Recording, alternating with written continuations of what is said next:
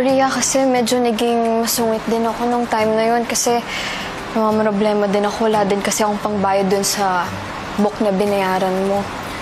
Hindi, okay lang. No worries. Sorry. Pero napansin ko nga yung... Di ba same class tayo sa history? Napansin ko yung report card mo doon. Taas pala ng mga grades mo. Kaya gusto ko lang sana magpaturo kung okay lang sa'yo. Paturo? Magpa-tutor. Pwede naman. Okay. Kailan ba? Ako check ko kasi may iba din akong sinututor eh. Kailan ka ba pwede? Kahit kailan. Kahit kailan? Anytime. Sige. May phone ka ba?